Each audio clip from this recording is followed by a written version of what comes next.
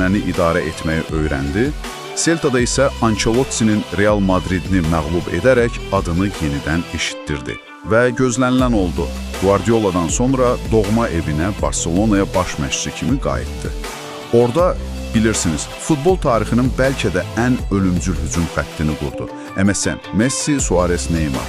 Təsəvvür edin, 14-15 mövsümündə 122 gol. Dəhşətli rəqəmdir. Enrique sadəcə ulduzları yığmadı, onlardan komanda düzəltdi.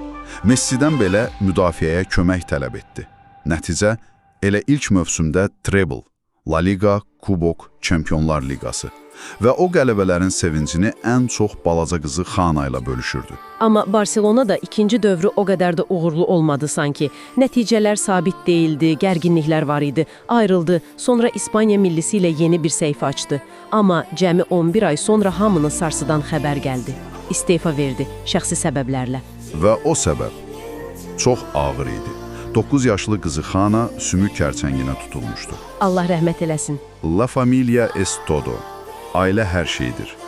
Bu, Enrique'nin devizi idi. Hər şeyi, bütün karyerasını kənara qoyub, qızının yanında oldu. Amma 5 aylıq mübarizədən sonra Xana dünyasını dəyişdi. Bir ata üçün təsəvvür edilməz bir ağrı. Sözün bitdiyi yer. O, kədəri ilə baş-başa qalmaq üçün yenə velosipedə, dağlara üst tutdu. Amma yıxılmadı. Qızının hələ də ona güc verdiyinə inandı. Özünü bəxtsiz yox, qızı ilə 9 ildə olsa gözəl anlar yaşamış, şanslı ata adlandırdı. Evdə Xananın şəkillərini yenidən divarlara asdı. Bu böyük güc tələb edir. Bu inanılmaz güclə də futbola qayıtdı. Millini Avro 2020-də yarım finala çıxarıbdı, gənclərə şans verdi.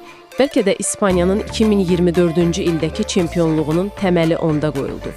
Və sonra yeni bir çağırış, PSG.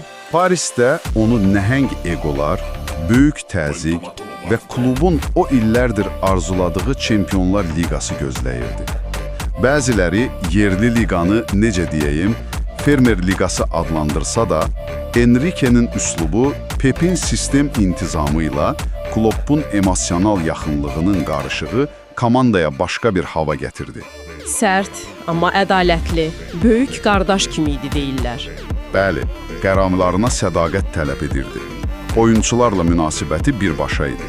Bəzən əhvalı kəskin dəyişə bilirdi, amma ədalətli idi. Mbappe ilə münasibəti də maraqlı idi. Hətta deyirlər, Barcelona ilə o tarixi cavab oyunundan əvvəl onunla xüsusi danışıb, Michael Jordan'la müqayisə edib müdafiədə lider olmağını istəyib. Nəticə də göz qabağında oldu.